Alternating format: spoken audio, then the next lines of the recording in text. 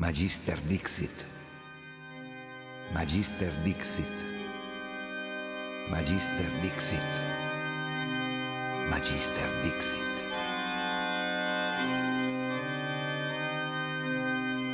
Welcome to Magister Dixit, a podcast that invites you on a journey into realms of expertise, imagination, and occultism.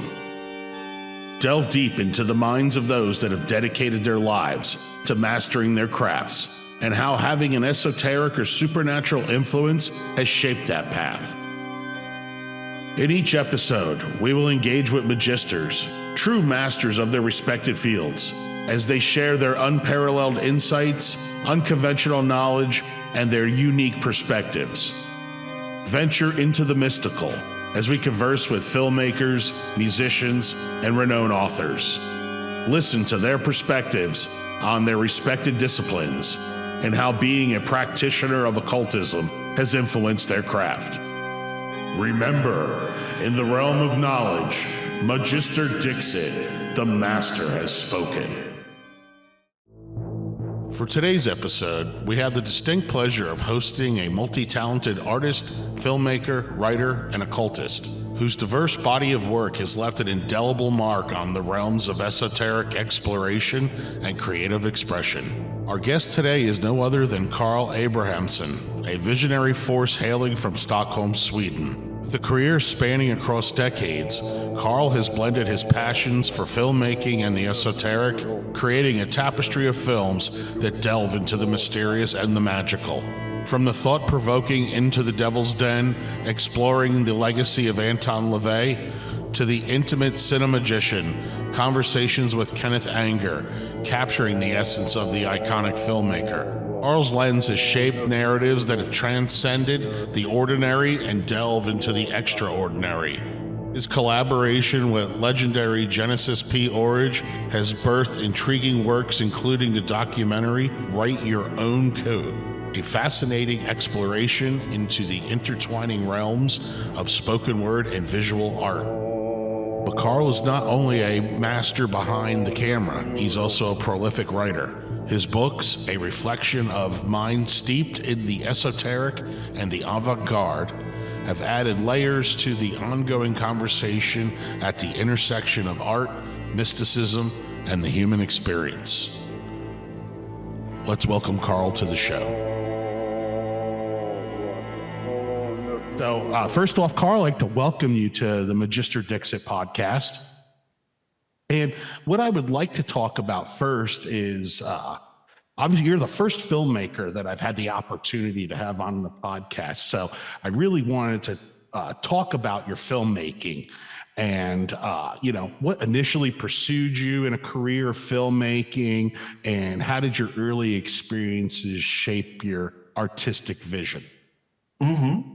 Yeah, I think that in part, no, actually not in part, but everything comes from the teenage years, the formative years, and possibly from earlier on also. And I've always been infatuated with, I think, storytelling and also images. And how images, whether still or moving, are used for telling stories. And when you're a kid, you're kind of unaware. You're not thinking about film theory and stuff. You just take in a lot of stuff. Whether it's comics or actual reading or TV or going to the movies. And my childhood and my teenage years was just like this immersion. I wasn't very. I had no problems being, in social contexts. I just was a bit of a loner, and I think I still am in a way. And I prefer to be in this kind of twilight zone where I can pick and choose what I want to expose myself to, or be exposed to, and just enjoy that. And as one thing leads to another. And one comic book artist that you like you follow the trail and go back to his or her, sources of inspiration. Same thing with movies. And it's just like a never-ending trail. It is. And of course, it's true. it's still the same today. You see a new good movie from some new, rookie director or filmmaker. It's like, oh, this is amazing. Where did that guy come from, or where did she come from? And it's just that's the both the joy of life and also the inherent sadness of life, is that there's so much good stuff. You can never, even if you live to be at 200 years, you could never saturate yourself with all the good movies and books and records, and but on the good, the positive side is that there will always be great stuff to watch.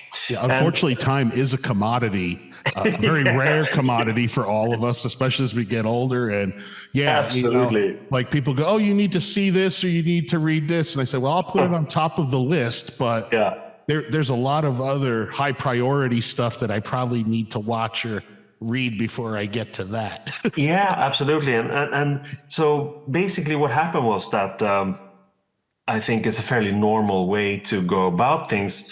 Doesn't matter what you're interested in. I was interested in movies, and I was very interested in writing, but also in music, and being in this kind of self-contained little bubble in a way. And my parents had no problem with that. I had no problem with that. I was like a kind of an A student, and just basically after spending time in school, I just went back home and immersed myself in more of the culture that I enjoyed and was inspired by. Where did you grow up? In Stockholm, Sweden. In Stockholm. Yeah, and in a very secular and sort of upper middle class family, very cultured. Mm-hmm. So I was already exposed in a way to, probably like highbrow culture. Fine arts. Yeah, exactly. And I of course, I like that too. But for me, it was very important to, as you do when you're a teenager, you distance yourself from that. So I have this, actually have a record label together with my wife called Highbrow Low Life. It sort of sums up my attitude. I've always had balance between the two. But, when you come to post immersion in a way, although we know that immersion never ends, you want to try your hand at these things. See, can I express myself in writing or filmmaking or music? And I've done all these things, and they're all still with me in a way. So they still satisfy me in that sense. With film, it was very much when I came to that age, that it was like college time. Mm-hmm. I studied film theory for about a year and a half. And parallel to that, I also went to a film school for a year. So I think I really wanted to do that. But at the same time, I also realized, mostly coming from teachers who were teaching at this film school, because they were really, professionals, that it is a hard thing, and you have to fight hard, and there needs to be a lot of nepotism. And I had this other strain going, which was more expected of me, I think, and that was to become a journalist. So I did that, the film thing, and then I went into journalism school at a college in Stockholm. And then, so that was sort of parallel. But I had already started making films. They were, experimental art films in a way, because I could do that with the kind of Super 8 stuff and also early video stuff that I had. Super 8 really did open it up for young filmmakers and stuff. Absolutely. And it's not only the fact that it looks so good. At that time, it was fairly inexpensive, and it was fairly easy to get things developed and stuff like that. That changed a little bit later, sort of mid-90s. But anyway, so I had tried to make my own films. They were like non-narrative, and it wasn't. And I kept doing it, odd little videos for bands that I knew, and there was always there in the background. But I don't think it really began for me in earnest until in the 2010s, meaning quite a lot of time, later. Much time transpired between going to film Absolutely. school and actually Exactly. creating films. Yeah, exactly. And I think it was the urge became too strong in a way. Plus the fact that technology had become simply so good and so inexpensive comparatively. So I wanted to do a documentary film, and I had, through my own journeys of life on various continents, gotten to know so many interesting artists that I wanted to make a series of documentaries, basically talking to artists about their own creative processes. So that's something that really interests me. You know, what makes these people tick? Why are they doing what they're doing? Hence my podcast. It's a really, it primarily based on the occult, but I'm more about, tell me about how you grew up, your dynamic, how were you introduced to the ideas? Were you a loner? I want to know the making of the person, Yeah, We exactly. can read your books and watch your movies and stuff, but I have the rare opportunity to talk directly to you. So I want to know about you. Yeah. No, I feel exactly the same way. And I think we'll come to that later, but it was always my early approach also, meaning when I was this sort of junior kind of fanzine journalist and hung out in a lot of rock and roll environments, I had the same questions then that I, decades later asked these other more celebrated artists. Basically, what is it all about? And, so I was kind of I don't know, like a sponge in a way, but also, I guess, formatting myself by approaching people that I admired and then I'd loved their stuff, whatever it was, and that had inspired me in various ways. And I think I've been on that quest ever since, and I think I still am in a way, although I feel now the tide has turned in the sense that I feel that it's more time that I truly give back. I pay back and pay forward in a way, because there's been a generational shift, and the people that I admired and approached, they're dead. Sadly, you're correct. Yes. Yeah, exactly. And that's just how life functions. But I, on the other hand, I'm sort of maybe not in the peak or prime, but I'm certainly not in my golden years or golden autumn years either. So I have the capacity and I think the eloquence to talk about the adventures that I've been on, and I know for a fact that inspires younger people. So basically, around 2010, 11, 12, I started working on this documentary film series called An Art Apart. And it was basically just talking to people I already knew on friendship levels or, more vague acquaintance level, but it was no problem. And I was quite ambitious, and I shot, I think, well over 10 films. And you did it all yourself? Like, did you? Mostly. On very few, I had, like one assistant, one person helping me. And then I started the project together with a guy who was my very, very best friend, who worked as a professional editor at Danish television. Unfortunately, he died. That was a big blow, both for me, but also for the project. But that's just something, we have to... I basically either give up or you just get back in the saddle. And you pick yourself up, you brush yourself off, and you get back in the game. Yeah, exactly. And I'm very happy that I did that. And I've also decided and also said on his at his funeral that every Trapar is kind of the company I work for, my own company. Every Trapar film will be dedicated to his loving memory. And I always begin each film with that, with his little name. Memoriam and stuff. Yeah. Now, Carl, do you feel that your kind of primer in journalism primarily focused your filmmaking to be documentaries? That kind of journalistic thing in you, rather than trying to create fictionized movies movies or? Yeah, you know what? It's a great question, of course, and I have made so far one fictional film. I'm not sure whether you've seen it. It's called My Silent Lips. It's a psychological thriller, and if not, I can send you a link. Oh, please, yes. Yeah. I'm a big film buff, so Oh, great. So basically, yeah, of course, that's the thing already from the beginning. You know, you watch all these great horror films and when you're a kid and a teenager, and it's just like, whoa, I would like to be involved in this also. And you know, at that time, that film was shot in 2015, meaning that was the time that I already had all my technology. You know, I had everything I needed to technically make a film. And I certainly know how to make a film. Now it was time to, you know, prove it to the rest of the world. You know, and I did, and I'm very happy about that film.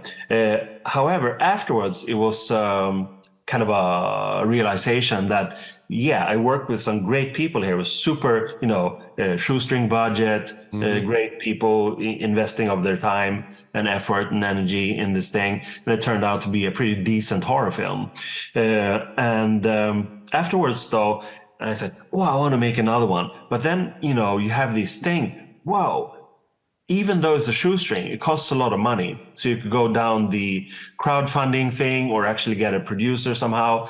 But I'm so productive and energetic for good and bad that instead of sort of focusing like with laser precision into solving those kinds of challenges or problems, I was already you know, active writing 2 books and, you know, making a new record because I am kind of this multi-creative things have to come out. You have to you have to get these things out. And I can also understand maybe considering bringing on somebody for funding. Now you also have to compromise your vision sometimes to a degree. So, you know, I'm sure. It's kind of hard to just jump into bed with anybody. Like you'd have to have that trust relationship that you share my vision. And, yeah, you know.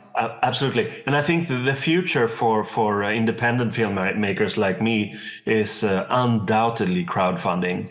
But that's good for the funding. But what a producer does is also assist in the selling of it, and that's where I'm very you know, lacking. I'm very bad at that because, like I said, by then when I get confronted with that kind of boring stuff, you know, I've already jumped into a new production or a new project. So well, a great director can't always be a great salesman. No, and they very seldom are, I think. So I think that there will be more movies for me also. But like I said, I've shot more than 10 films, but I've only finished I think it's 5 or 6 of these documentaries. So they're in the pipeline. I have all the material I need. I just have to focus and edit them together.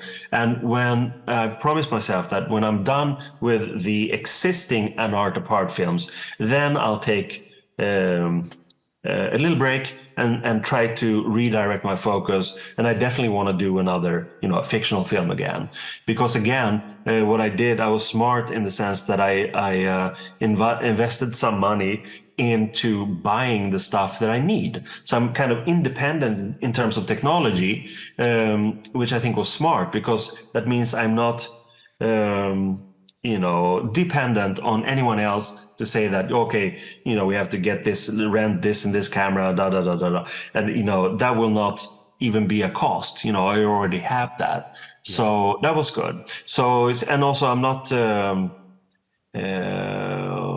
lacking ideas for movies or for new documentaries. It's just a matter of basically allocating time and allocating energy to, you know, those are the true commodities. They totally really are, you know. Yeah, and then you know, doing it right now. What I'm focusing on is just working a lot with my little publishing company, also called Trapar Books, and it's the same thing there. You know, I'm very energetic and I take on a lot of things, a lot of projects, but that can also lead to this sort of ketchup bottle. You know, you have to, and that will push forward a ketchup bottle effect. So right now I'm sort of publishing a lot of books that I promised people, and some of my own books that will come out early next year.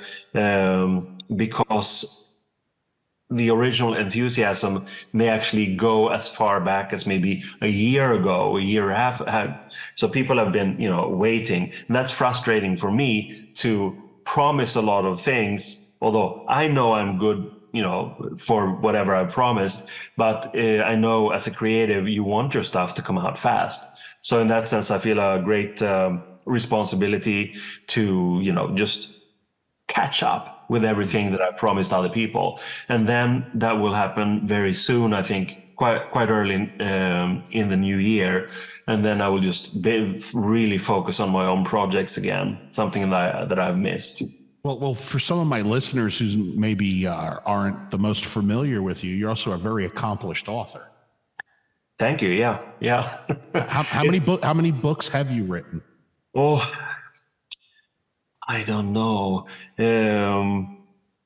Because usually something that I'm quite well known for is the Fenris Wolf, this occultural journal that's in theory been going on since 1989. Back then it was like a fanzine, and then and that was in 3 issues, and then I sort of revived it again in 2011, and since then it's been like a 1 volume every other year or so, just jam-packed with occultural information, a lot of satanic stuff. And so, as I say, primarily your writing has been centered around the occult and left-hand path Satanism. Yeah, absolutely. But also, how did you become acquainted with that? With all of you're in Sweden, and you come from this upper middle class family, and you're immersed in the fine arts. You're interested in film and journalism. How does esoteric ideas and occultism incorporate into all of that? That's a great question. And the thing is that I have always been very curious, and I was certainly curious in my teenage years. And something I think you can pinpoint and say, this is the reason why, it's not the general curiosity. Because, most kids go through that and, wow, I have a LaVey book or whatever, it's like phases you go through. But at the time when I was formative, sort of late 70s, early 80s, there was so much going on in music. And particularly this thing called industrial music was coming out of the UK with Throbbing Gristle and later on Psychic TV. And there was this kind of intellectual environment where a record wasn't only a record was composed of spells in a way, like each little composition or music had a deeper meaning. And that was also explained like in liner notes or sleeve notes or interviews with the bands. And that really triggered me in the best possible way to become a little cultural and later on occultural detective in a way, to follow these trails of inspiration. Again, like we said before, like what has inspired the person who inspires me. And, you follow these trails, and then like rabbit holes appear, and you go down these rabbit holes, and you find so many interesting things and incredible things. And that has never ended. I'm still experiencing that because, again, it's an unfathomable, never ending adventure. And I think generally we have a hunger that we want to, that it's never enough. And if you find out another little twist to a story that maybe you heard before, you want to hear it all, or give me all of it. It's like never too much. Yeah, and that was the overall atmosphere at this time in the early 80s in this industrial music scene, is that there was a confluence of, for instance, surrealism, meaning an artistic direction, with occultism, with Crowley and Austin Osman Spare, and LaVey was in there also. And for me, it was like fireworks. I was so turned on by these things, more than a passing fad. I was, really interested, and that led me to Nietzsche and eventually to Schopenhauer. Basically the philosophy of will, and general occult studies. And then, so many weird things happen, again, in the best possible way.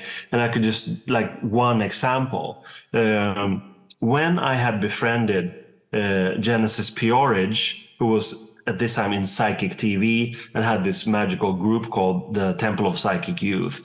That really inspired me. So I got engaged in that and started working with the Temple of Psychic Youth and, became friends with Genesis. And parallel to this, again, what we talked about before is that I wanted to try my hand at making music. So I had this sort of trashy rock band called White Stains. And the first record that we made was a tribute to Jane Mansfield, and specifically Jane Mansfield's relationship with Anton LaVey and the Church of Satan, and it was called Sweet Jane, just like the Lou Reed song, and so that came out on record in early 1988. And Genesis said, well, you should send this to LaVey. I just met him in San Francisco. I have the address. And I thought, well, I have nothing to lose. I mean, it would be great if he could listen to this. It's basically a tribute to him as much as it is to Jane. Sure. And then he was very enamored with. Very much yeah, so. exactly. No, they had a fling for sure. And so I sent that off. Then I got a letter back from LaVey, not only, saying that he was happy about it, but also making me a member of the Church of Satan. And, for me, at that point in my life, it was like beyond mind blower. It was so fantastic, and we struck up a correspondence, and took another year or so before I could, get the money together and just go over to San Francisco and visit. Yeah, and that was all because of this thing where I have an inclination or a spark. Yeah, I want to write a song about this, and I want to record it with my band, and I want to release it on this record. And then Jen comes in like a little magical trickster and says, you should send it to this guy over here, that the song, by the way, is about. And it worked out so well. And that moment was like one of those defining moments of my life that has shaped so much of who I am. Absolutely. And what I feel, so those moments one should really welcome by being completely open-minded and you should always follow your own hunches in a way, You're absolutely right about that, Carl. And so many of my guests now that I've interviewed, there's always this synchronicity moment that all of a sudden you're in a room and somebody says, hey, I can put you in touch with this person. And it's just like, what? I think my first podcast was with Don Webb, and he was talking about how he was just at the office at work, and he had seen some satanic panic stuff on Geraldo, and he was like, I'd love to, send Dr. Aquino a letter telling him what a great job that he did on, Geraldo, not knowing the man and not having any left-hand path belief or anything, nothing. Just he just watched this show, and a lady at work said, you need to drive me home from work today. And he thought he was going to get a little earful maybe or something. And that person let him know that she could put him in touch with Dr. Aquino and deliver that letter. And just much like your story, how it unfolds, and people come into your life at that moment for a reason. Yeah, absolutely. And today, many, many decades later, me and Don are blurbing each other's books. It's fantastic. Yeah.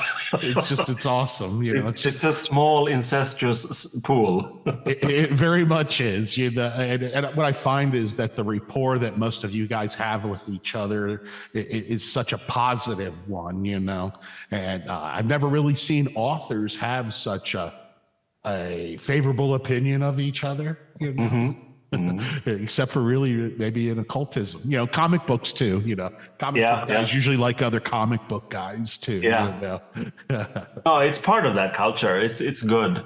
It's very good. Absolutely. So you started talking about Anton, and that you went out there and visited him and stuff. So I'm sure that was the inspiration for you to want to create Devil's Den, but how did the project actually materialize and become a thing? Well, I had let's say around 2013, I was really into documentary filmmaking, and I was shooting in Sweden and the US and England, lots of places for this artist's portrait documentary series. So I was already in full swing in a way, technically, inspirationally, and I felt that it was worthwhile pursuing. And there were two. How should I put it? There were a couple of strains leading up to the LaVey film. One was that I shot with Kenneth Anger in Los Angeles in 2014 as a part of the artist portrait series. But Anger, for me, he was one of those guiding lights in a way. I would say maybe not mentors, but certainly very, very influential and very friendly towards me. I met him in Hollywood on the same trip as I met LaVey in San Francisco in 1989. So that was, again, this kind of sort of mind blower initiation trip. Absolutely. That's another person that I'm really enamored with. Yeah, no, it's just fantastic. Yeah. And for me, so I was, let's see, I was 23, and all these doors were just opening to me that I could never dream of, but they did. And basically Kenneth Anger I kept in touch with, and throughout the decades, and then I asked him, would you like to be in this same kind of artist portrait series? So we set that up, and I shot with him in LA, and then that I think was the original spark in a way for making a LaVey film, because they had been such close friends, and I felt that there was more. We didn't talk about LaVey during that first session. It was more about his life. But what if I spoke to other people who were close to LaVey? And I had met LaVey on 3 different trips, probably 5, 6 different occasions. And it was this thing that I had the feeling when I was at the Black House that something was going on between the lines in a way. Like, the what happened. We watched movies, listened to him play his music, talked, of course, but there was always some, energies buzzing, and sort of my eyes meeting his, and it was like really either a lot of projection from me as a young influential person, or he was kind of grooming me or checking me out, giving me little tidbits, both on the material plane, so to speak, but also maybe on a kind of energy level. I know it sounds vague, but basically when I left the Black House, it was always, whoa, what happened? It was like being really didn't have time to really process it until you left it. Yeah, exactly. And then, writing frantically in my little notebook, was talked about and stuff. But anyway, so what if other people had that same feeling, that there was other things going on between the lines? And so I started checking this out with people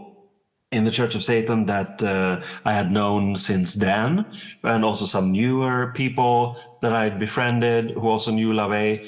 And it all turned out that they all had fantastic stories about exactly the same kind of thing, and how LaVey had, checked everyone out and given them tidbits for them to take onwards in their lives. He was a really good reader, a reader of persons' psychology. And I think you weren't in the house unless he liked you, and specifically this sort of, repeated invitations. So I do think it was some kind of very benevolent programming that he could sow little seed in certain people so that he could live on through them in a way. And I think this film that I made, and also the book, is a prime example of that, because both the film and the book have reinforced his posterity in a way. He reinforced his capacity to stay on in the cultural consciousness and in the consciousness of certain individuals who feel a strong resonance with this sort of, dark flame, yes. Black flame. And you're absolutely right. Like in watching the documentary, which I loved, it just, you just see how pivotal his relationship with each of these individuals was, you know, and I think very much like you described the encounter that you had where he kind of sized you up and gave you what you needed. I think that was his process with all of these people, because you just see how important he was to the people that you interviewed, you know, and even Kenneth Anger, just how important he was to him too, you know, and it's like, yeah, those scenes with Anger in the film where he's like, you know, missing his old buddy and he's almost crying, you know, it's just like very powerful. To tears. Yeah, it's fantastic. But then, of course, you know, when that's the dilemma of a filmmaker, a documentary filmmaker. It's like you have such good material and you have lots of it. Unfortunately, you cannot turn it all into a film, because then it would be like, you know, 20 hours long. So I had to do it's something. like in music, it's like using every riff you ever wrote, you know. It's like not everything gets to make the cut, you know. No, and that's a good thing. That's when you have the kill your darlings thing with movie making. You know, you cut out the stuff that you like the most, and it will be trimmed, it will be efficient. It works for making movies. But I still felt that I had so much good stuff. And then, of course, I had interviews with Xerxes, LaVey's son, who wasn't in the film, but I talked to him at about the same time. So that was so interesting to have in the book. You know, so that's how the book came about. I see them very much as complementing each other. Was there a purpose in him not being in the film? No. I befriended him after the fact, in a way. So that interview was after I'd shot all the material for the film. Great. Now, had you met Stanton also? No, not Stanton. No, what happened was that originally I worked together with another Swedish guy, a LaVey collector, on the film. And we began, I think, in 2018 with shooting material. And this other guy, he met Stanton. He met Boyd Rice, Stephen Leba, John Aisney-Hill, maybe a few others. But I felt that I had so much good material from my first trip to the US, shooting material for the film, that I wanted to, again, maybe, you know, kill your darlings in that sense, that I wanted to be, not for it to be like a pro COS film, but to have people who were, you know, had a brighter view of LaVey than these other people. I understand just what you mean. Like, so each of those people found him dear to their hearts, and like I said, it was he made a lot of impact in their life. You weren't just asking anybody like, oh, tell me, you know. You chose those people specifically, right? No. And also on a personal level, it's beautiful and fine. I mean, I hung out with Boyd and LaVey at the Black House, and you know, I like. You know, Boyd has a great sense of humor. It's just an amazing, you know, prankster character. And I know for a fact how much LaVey liked Boyd, you know. So that's not the issue. The issue was that I wanted to keep the film contained to people who had not been critical of the COS in a way. And not to, you know, it's not a commercial advertising film for the COS, but I wanted to keep that vibe because the Church of Satan, of course, was LaVey's main creation in a way. That's his legacy, and I like the people who are handling the COS very much. They've always been, you know, great friends. So in that sense, to have you know, Stanton or Boyd or Stephen Leba, you know, complaining and bitching about the COS, that wasn't really my trip. Yeah, so I don't think that would have made. I don't think that would have. Didn't make sense to include that in the documentary. No, that would have been a different film. You know, yes, absolutely. Yeah, so I was very happy with it. Was kind of a split there from that other Swedish guy, and part of his material was sold to and integrated in Adam Arriga's film, An American Satan. And I did see that also. Yeah. So that there you have some of that material with Boyd, for instance. Yeah, and I could kind of see a little bit of the shadow of your documentary kind of in American safety too. Like, there's some tie there, Yeah, absolutely. But I think it's just what it all boils down to is very interesting. I have been, and maybe I still am, a catalyst in a way, because the things that I experienced in the Black House and how I kept that with me, I didn't, suppress it into follies of youth, that kind of stuff. Was resonant stuff that is still with me, and in that sense. All of these people have been catalysts in keeping his memory alive, keeping his spirit alive in a way. And I'm very happy about how it turned out. And also with not only the film, but also with the book. I mean, I'm very, very happy about it. And again, it all boiled down to that very, very magical moment when Genesis P-Orridge told me to send the record to LaVey. Because I could also not have done that. And then my life would have been completely different. And I think it was amazing, or for me to find out that all of these people actually talked to each other, and had interactions with each other.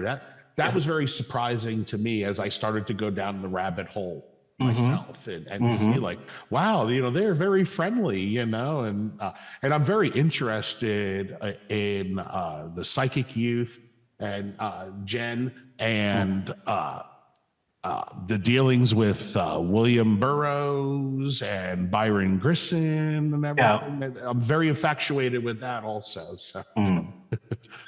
Yeah, no, I mean, that's a completely other rabbit hole, but it's just very interesting because what unites, for instance, LaVey with Burroughs and Geisen and Jen, of course, is that it's not only about being, occult in what LaVey called the occultnik way, having a short-sighted, you become so enamored with the symbols that you lose track of what they're really representing in a way, which is a kind of a potentially transformative power. And I think they all used culture. LaVey used culture to further his message by being part of pop culture, seeping into mainstream culture through TV and interviews and through his music and affecting people through artistic capability. The same was true with Jan. The same was true with William Burroughs and Brian Geisen, who they brought in kind of a North African approach to magic where they say that, mektub, it is written. There's power in the written word in the sense that when something has been written down, it has been defined. And if it's by a powerful magician in a way, it is written, it will happen. That's like the very essence of magic. You have to define it and it has to be resonant with your own will or spirit or whatever you want to call it. And then expressed well, and then disseminated. You could argue that it's enough to write things down and do a ritual privately, and it is. But if you add culture to it, if you let it integrate into a greater culture, could be a subculture or a mainstream culture, it doesn't matter. It has a life of its own when you. It has a life of its own, exactly. No control over it anymore now. Now it's part of the mass consciousness. Yeah, the rabbit is out of the hat. Now, while we're on this subject, and you said early on you took a shine to the left-hand path. Were there other magical practices, or are there other authors that really interested you as well? Yeah. Could you talk a little about that? Like, do you have any Crowley? Oh yeah, absolutely. I late 80s was such an explosive time for me, and I was knee deep in trying to figure out my way, meaning which way to go. Should I go in parallel directions?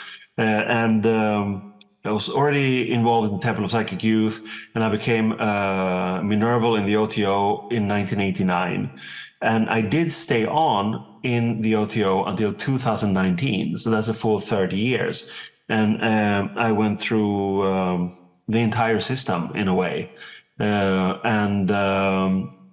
I know Mike Crowley, and it gave me a lot of, it's basically like being at school, being like at Crowley College. And then for a time, I also went parallel to like a Golden Dawn college and worked through that system. And then, of course, via Temple Psychic Youth, you had Austin Spare and that kind of Chaos magic starting to creep. yeah, chaos magic. Yes. It's that kind of sort of more loner aspect of being ultra pragmatic. So I would say those strains are the main ones in my life. And I've also, you know, as time has moved on, I have always had an Asian infatuation. I used to be interested in Tibetan Buddhism. Now I'm certainly more interested in Tao, you know, the Chinese magics in general. You do workings with I Ching?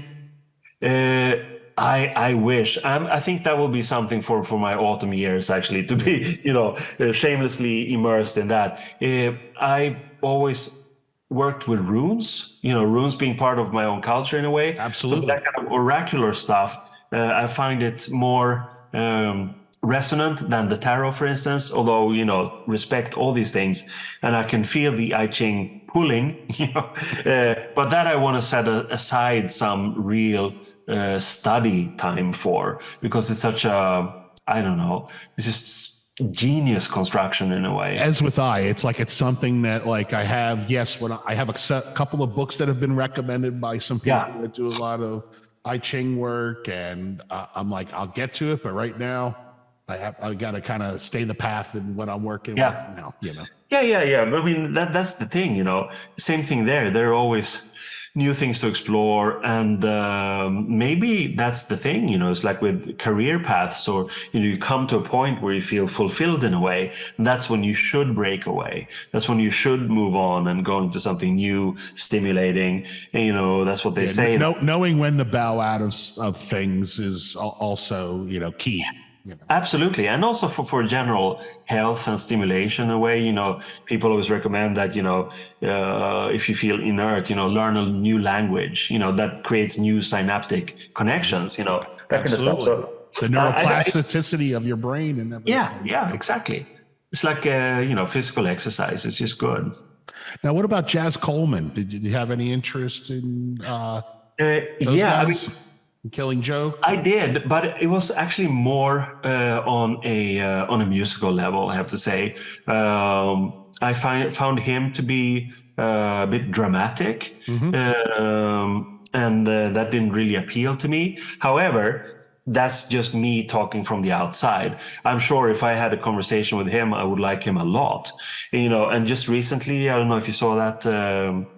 Jordy died, you know, the guitarist. Yes. Yeah, that was sad. I mean, I often find myself humming Love Like Blood. You know, that album was one of my absolute favorites. And that kind of, and I saw them a couple of times, and, you know, it's heavy guitar stuff, and Coleman, brilliant singer.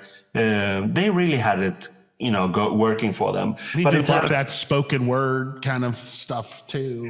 Yeah, but again, there's just something there, you know, you either feel it or you don't. Yeah. I mean, I made 3 different spoken word projects with Genesis P-Orridge, for instance, and that was one of the things that appealed to me already before I knew him. That was the quality of his voice, you know, so seductive and soft and, you know, alluring in a way, plus the brilliant pieces that he read. So we made the musical projects that I was involved in at different times. We all made sure to record with Jan in this kind of spoken word thing. And that's, you know, really packed a punch for me. Whereas the Jess Coleman stuff and other people's stuff also haven't really resonated. And I think that there's a reason for that. It's just like different energy levels, different vibrations, whatever you want to call it, you know. Yeah, definitely 2 totally different individuals and 2 totally different paths, you know. Yeah. Absolutely. Now, Cinemagician, Conversations with Kenneth Anger, which, like I said, I am such a fan of Kenneth Anger, and I enjoyed the documentary so much because it was so relaxing and it wasn't furious. It was just this nice, slow process of, you know, hanging with Kenneth Anger and, you know, and how did the idea for it come about? I mean, you talked about like when you did the little vignette thing with him previously and stuff, but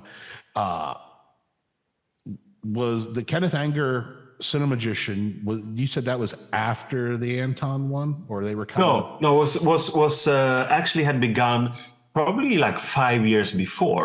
It was divided into two parts, you remember, like the first part is from 2014, shot in LA, and then you have this sort of dramatic transition with the second batch, which was shot in 2018, when he looks like Goulardi or some of these old horror things from EC Comics or whatever, so he changed a lot during those final years, but the first session was basically, I wanted to make it part of this series, the Anard Apart series, and officially, yeah, it is. But that 2018 material, that's when I also figured that it could also be interesting to talk to him specifically about magic and specifically about LaVey, So I used some bits of that for the LaVey film, where he's talking about LaVey, and thereby giving it time, in this case, like 4 years between 2014 and 18. He had changed so much, and there was this. It's good for projects to have time span. And I mean, seriously, I think that now that I will finish the remaining ones in terms of editing and actually putting them together, some of those films were actually shot in 2013. So that's 10 years. It's quite a process. Yeah, quite a process. And I mean, there's so much going on that things have a historical value. If I were to make it and release it in the now, it would have like a contemporary value in a way and a historical value down the road. Now that I'm going to finish these films, they will immediately have a historical value in the contemporary sense also. So I'm not saying it's an ideal situation, but I can't change that. It's like I should regard them as a wine. They've aged, and we'll see if they age well.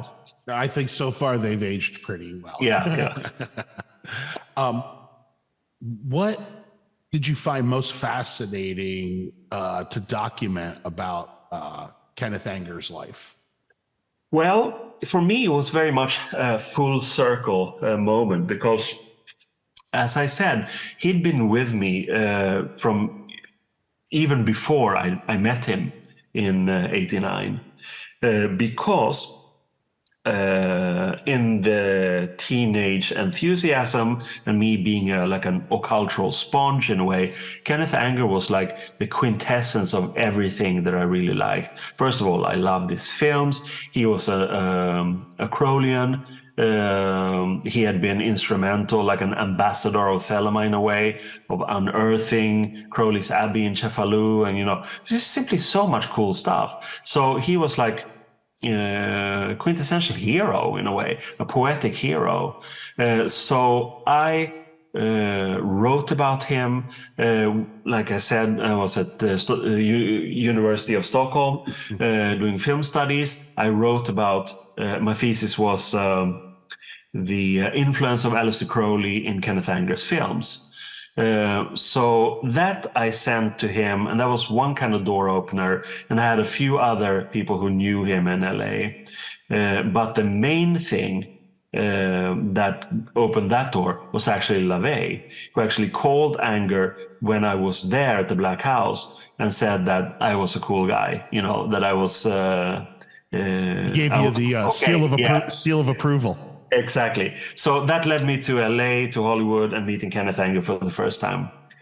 Throughout the decades, there was always something that brought us together in terms of projects and stuff. And for instance, in 2000, let's see, in 98, there was, for instance, the Great Crowley Show in London, where a lot of Crowley's paintings were exhibited. And, is that the one that Anger filmed and had that's correct. The man we want to hang? That's exactly it. Except for he meant hang their hang the art on the walls, Yeah, kind of yeah. a tongue-in-cheek thing to the old English newspapers, most hated man you'd want to hang. Yeah, yeah, absolutely. So that was an amazing occurrence and great, for like the Crowley people. And Jimmy Page donated a lot of his stuff for that exhibit. Yeah, or lent it at least. Yeah, Yes. absolutely. And so we hung out there, and I helped him with a couple of things. And then later on in 2008, I was emceeing like a very special evening or 2 evenings with Kenneth Anger in Copenhagen. Wow. One they showed his films, and I was the moderator talking to him, about it. And the day after, we were at the Danish Film School, and I sat in conversation with him, again showing the films for film students there. Wow. And then it's also in 2008, we were in Paris because there was another Crowley exhibition there. And then, it was just like, there's always something happening. So I became more and more associated with him in a way.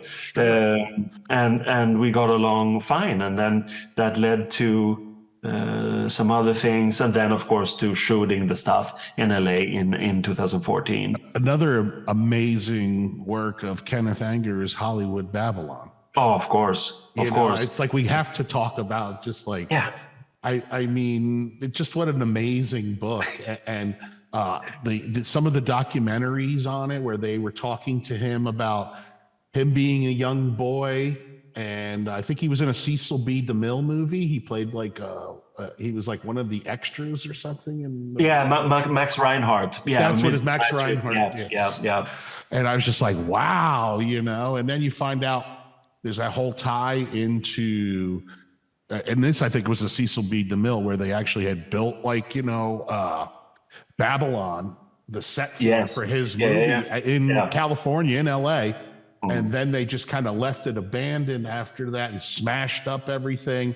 And I saw it, I don't know if you saw it, but they had a documentary about that. These people went there as archaeologists. Oh, wow. And started sifting through the dirt, finding different things. And they were able to put together like some of the sphinxes. And that's amazing. Yeah, I forget the name of it. I'll have to look through my notes and I'll send it to you. But it was a really interesting documentary. Yeah. When I watched it, I just thought of Kenneth Anger telling those stories, and and also in not only the fun stories and the great absurdity of Hollywood in a way, but also his way of telling the stories with this kind of really, Luella Parsons kind of bitchy stuff. He knew everything about them because he's from the neighborhood and everything. Yeah. So it was just like. But it's also this thing where it's kind of a love-hate relationship. These people are corrupted, tragic victims in a way, and many of them turned out to be that after the fact also. But so he loves the movies and.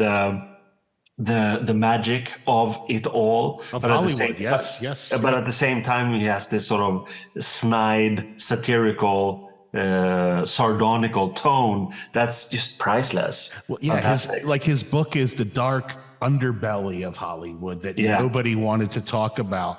And I don't know if you've seen the newest movie, Babylon, but kind of not yet. But I even feel a little bit of that watching the movie, the debauchery that they show, like. They have these parties down in these caves and everything, and a lot of depraved stuff going on, and it's just like it just made me think of all of that. It's another very interesting topic. The early days of absolutely, and it's same thing there. That kind of again dark appreciation of so-called mainstream culture was, of course, very, very dear to LaVey also. And I think that's one of the reasons why they clicked, why they loved each other so much, was that when Anger moved to San Francisco in the mid-60s, the book had been published in French originally, Hollywood Babylon was published in France first. And of course, he knew so much. He had so much stuff. And LaVey was also, a film buff and loved this sort of... And do a lot of those kind of stories too. He knows all the backstories as well. Exactly. Amazing storytellers, both of them. And so it's no wonder that they, had such a great relationship, plus the magical aspects. LaVey was actually very interested in Crowley in the early days. And you can see in some pictures from the very first years of the Church of Satan, when Anger was actually involved also, that there is a Crowley painting hanging in the Black Room in the actual temple space, portrait of the Scarlet Woman, Leah Herzig, that Anger later, took away from that. But there was a lot of interesting Crowley energies going on around that time also. Interesting. So let me ask you, with all of the stuff that you're immersed in, I know I kind of wanted to talk about your future endeavors, but we kind of talked about you have several films that you would like to complete. And I don't think you're really taking on anything new until you kind of get those together. But what about writing? Are you in the process of a current book or anything? Can you talk to us about that? Absolutely. That's always the backbone. That's always that never rests in a way. And there are two projects that are very interesting right now. One is finished and one is almost finished.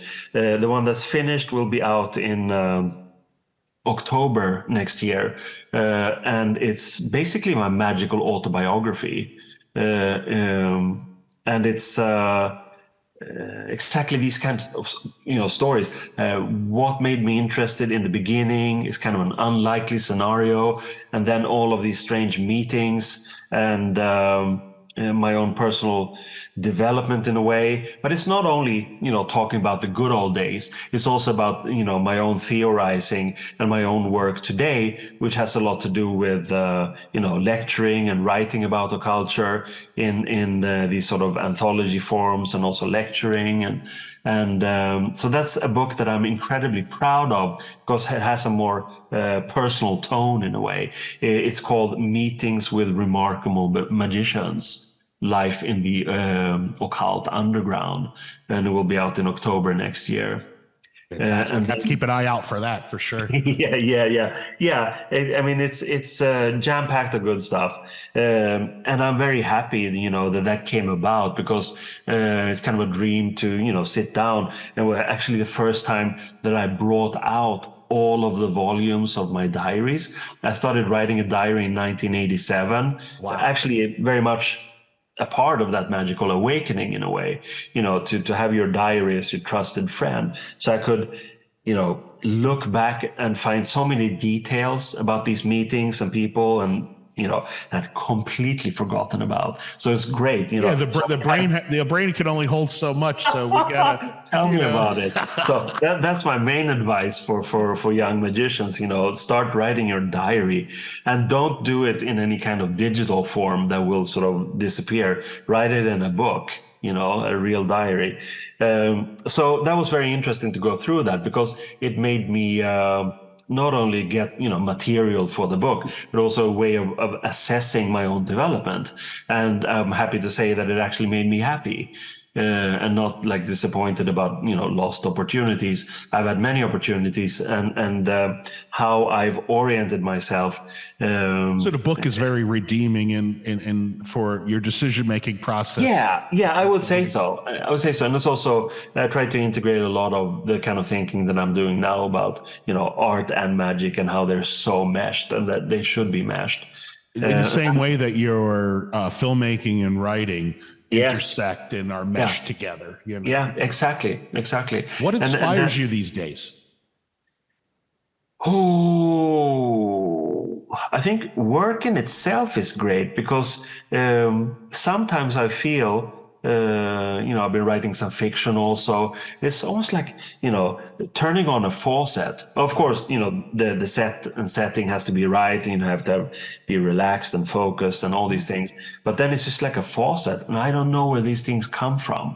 Where do stories come from? You could argue, yeah, it comes from my unconscious, comes from, going through material that's been percolating, somewhere at the back of my head. It doesn't really matter. I'm very happy that the faucet, turn it on and something comes out. Right. It could be an occultural essay, or it could be a short story, or an idea for a novel, or an idea for a film. That in itself inspires me. The fact that I've can wake up every morning and just, look forward to a day filled with potentially very exciting stuff. And then I have to say that the filmmaking is related to the writing. The music making is actually related to the writing also. So there's always the writing. The writing is what makes me happy. It's the core. It's the core, and it's my focus, and it's my joy, and it's also pleasurable. People who have experienced it, regardless of expression, know what I'm talking about. But it's like you get into the zone and you really don't want to leave the zone, and if you do, you want to return soon again. And as far as inspiration also, you had been surrounded and come in contact with such luminaries. The people that we just talked about are just, what luminaries excite you today? Or is there anybody out there that you find as interesting as a Kenneth Anger or Anton LaVey? Yeah, that's a good one. I think it's like all through our history, we've had these luminaries to follow, Crowley and Anger, and, and Genesis and everybody. And sadly, like you said, all of those people are gone. Yeah, I think that what's happening is that they are gone but not forgotten. So see, my work, at least in part, has been to take care of all of these amazing strains, and they have now been summarized in this book that I talked about, meetings with remarkable magicians. So in a way, I feel a little bit finished with the old, in that I have summarized it. So what am I looking forward to after that then? Well, it's just writing my own stuff.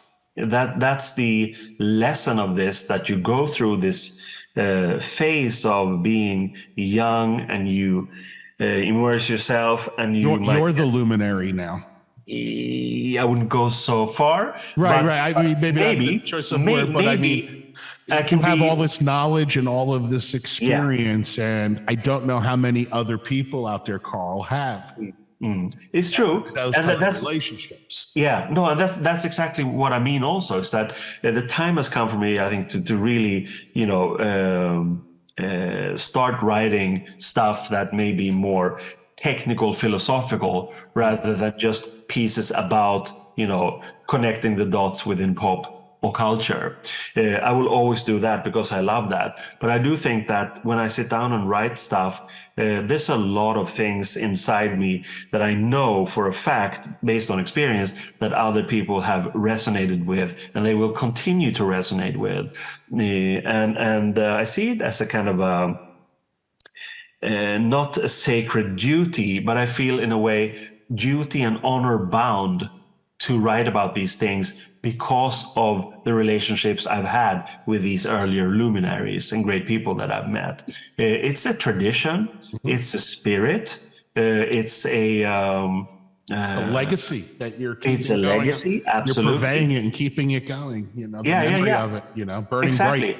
Yeah, and I feel that I'm in, at a point in my life where I have a lot of energy for that, and I have many ideas, and I have the sort of eloquent capacity to do it, and I have increasingly good publishing contacts. So I don't think it will be any problem at all. Just disseminating a lot of stuff. That's my focus for the coming years. And that I hope will just make people very happy and inspired.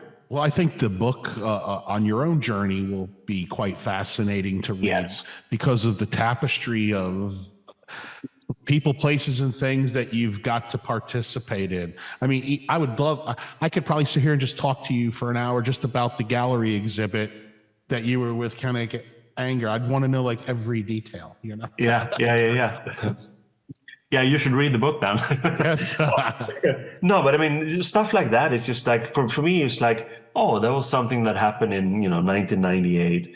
But when you look at it in the diaries and who was there at the opening, it's just, I don't know, amazing stuff. And it's so rare that will never happen again. It's such a hard toil of getting any art show together, but specifically big shows like that, it's amazing stuff. Yeah, who would even organize something like that?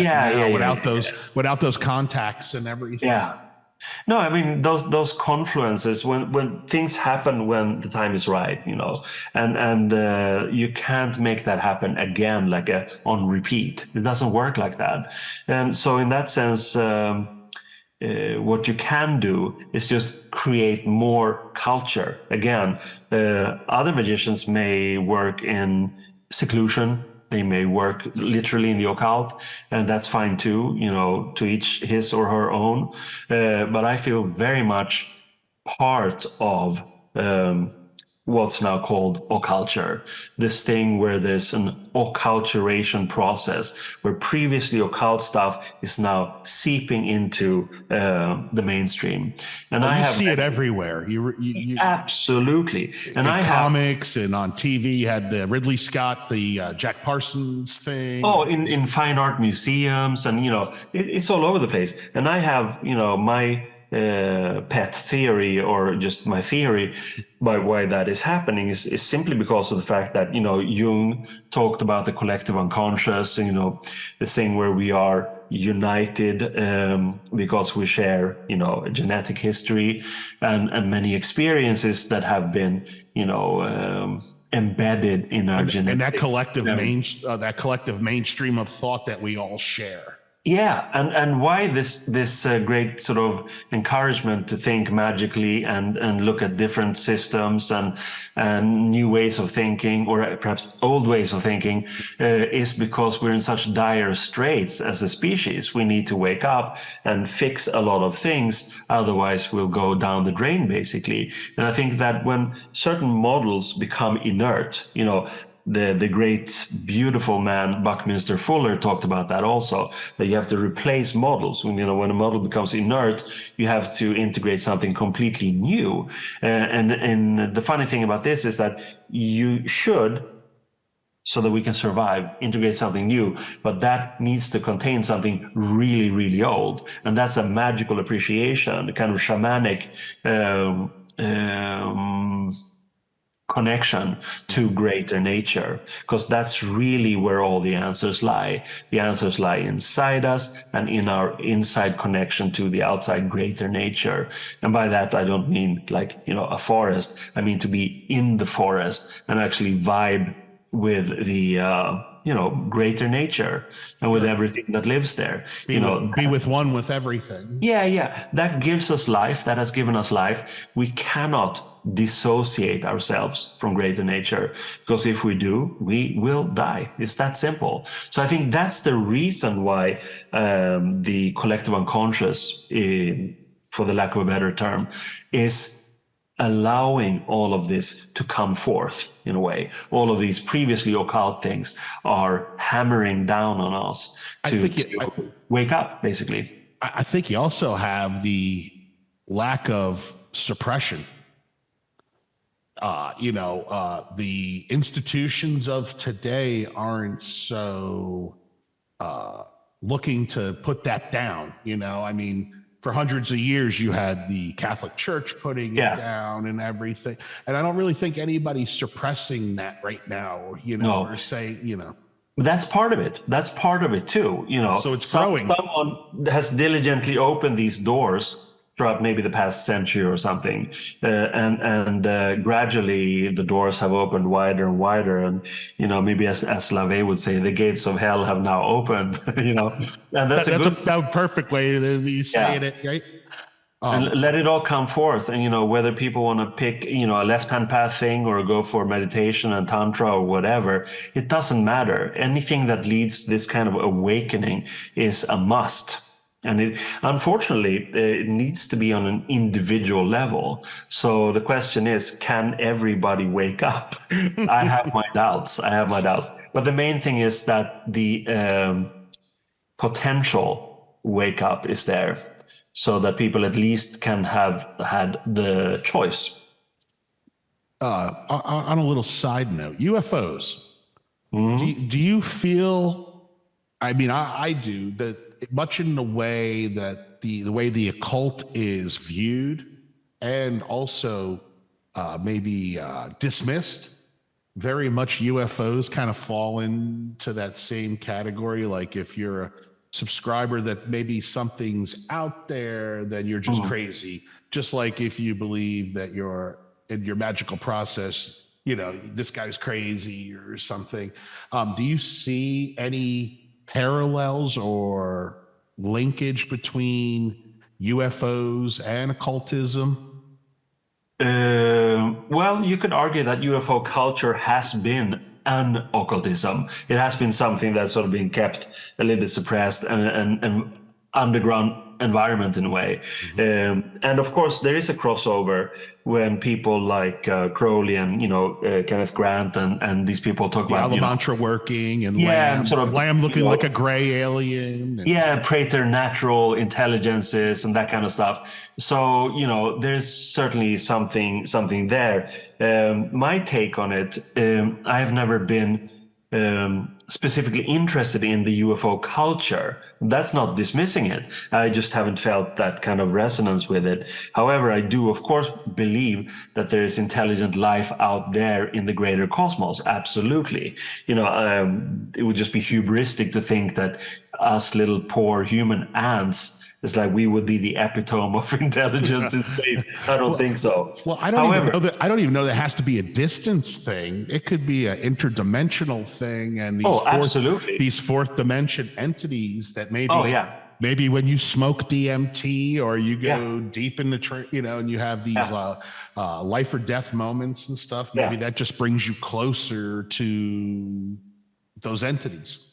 Exactly. And the interesting thing is that I think gradually over the past decade, I've become more and more psychologically inclined. And today, I'm married to a psychologist and psychoanalyst. So that has affected my thinking a great deal also. And I think that when Crowley and Grant and all these people have their, visions in a way, and they can be sparked by different things, hallucinogens, just pure meditation, whatever, it doesn't matter. But when they have this kind of communication with, again, this sort of praetor, discarnate intelligence and stuff like that. That, of course, how they describe that, that's symbols. They use that symbol to reflect back on them an aspect of themselves. That's how I look at things today. Okay. So if Crowley talks about Lamb or Aiwas, stuff like that, I don't believe that it is a discarnate intelligence from, this or that dimension or stellar constellation. It's part of Crowley's psyche reflecting back on himself. And he uses that symbol and that revelation, that epistemological pipeline in a way, to have new insight, to have new knowledge that he can use in his magical work. And we have so many, experiences and so much information about creatives in other areas, not like the occult, but scientists and people dealing with culture in general, creatives, use these kind of, hypnagogic states and meditations to come up with these amazing new ideas. And it's not, some of them may be have a vision of, yeah, it was God talking to me, or it was this God or this spirit or this angel. They're all symbols for me in my interpretation of how the human mind works. And whether people believe that it's a reality beyond the individual in a way, that's fine. That's no concern of mine. However, I do believe a lot in the psychological interpretation model, and that also goes for the UFO culture. Why are people so invested in either saying it's a conspiracy or believing in it? I think it has to absolutely. do. People are so passionate about it, Yeah, on both sides of the fence.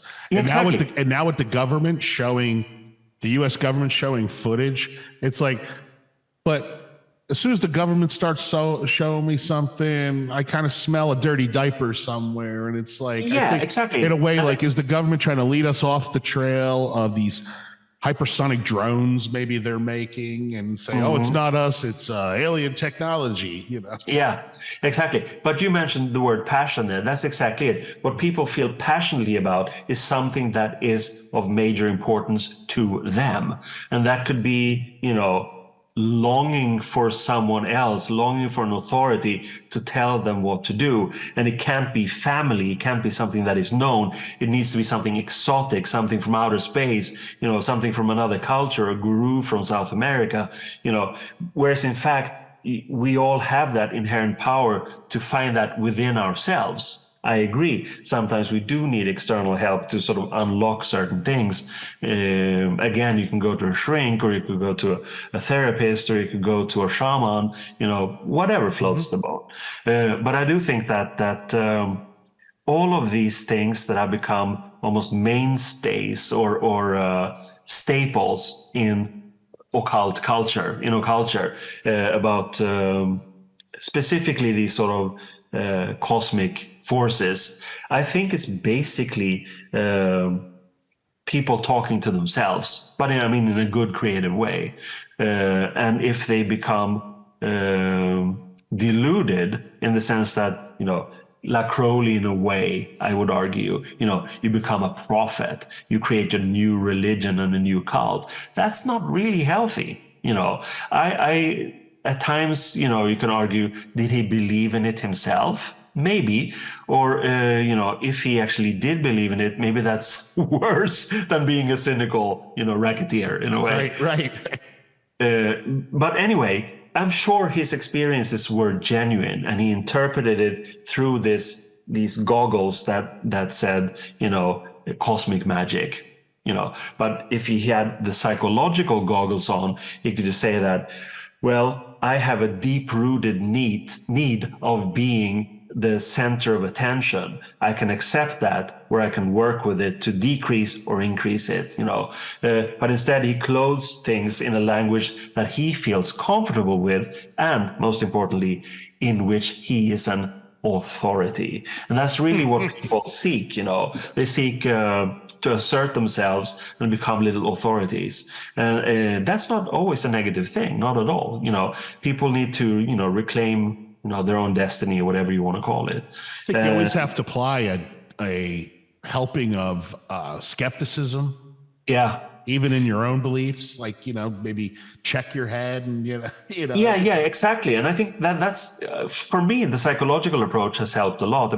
I've had, times, cosmic ideas and about this and that, but essentially, you could argue that, I believe in anything, because if someone believes in something that I don't believe in, that I believe that person exists. So ergo, that point of view is at least a valid reality. I don't have to accept it, but it's, right. Part of this incredible synaptic orgy that we're living in. We're all part of the same thing. We cannot escape that. To escape that point of view is very dangerous, self-destructive. Absolutely. And advice for creatives. If you could share one piece of advice with aspiring filmmakers and authors, what would that be? I would say, again, trust whatever you find inside and bring it out in some kind of formularized way. It could be, of course, like a thought or written down or make a piece of art or whatever. But don't discard what you find on the inside. That's really where everything comes from. And that in itself will have fantastic synergetic effects. Just the fact that you take yourself seriously in your intuitive approach to what you can bring to your own table. Most people are brought up in cultures that tell them that it has no value. You know, everything has to be ratified or valued by someone else, again, an authority. But that's not really true. The exciting thing happens when you yourself say that, whoa, I experienced this on the inside and I bring it out and I turn it for something to, you know, you can show it to someone else, but you can also keep it to yourself. The main thing is the process where you trust yourself enough to bring it out and externalize it. So that would be my advice, to trust yourself in your own intuitive process. And, you know, whatever need for acknowledgement that you may need as an artist or whatever, that can come later. You know, you can hone and train and perfect your expression, but the magic lies in bringing it out from yourself. Solid advice, Carl, for sure. Where can people find where can my listeners go to find more about your books and your films? Is your website, is that? Yeah, the website is absolutely... All Things Carl. Where do we go? All Things Carl. That would be carlabrahamsson.com. Carl with a C, Abrahamsson with 2 S's. carlabrahamsson.com. And it's has links to the films. Many of the films are available for free on YouTube, and the ones that aren't probably will be soon. And there are links to all the books, backstories, discography, filmography, and also a lot of creative writing. Fantastic. Carl, thank you so much for taking time out of your busy schedule to sit and chat with me on my podcast. I very much enjoyed it. I highly recommend your documentaries to followers of all things esoteric, you know, and especially any fans of Dr. LaVey, for sure, I think would really enjoy The Devil's Den. Thank you very much. It was a pleasure. Thanks.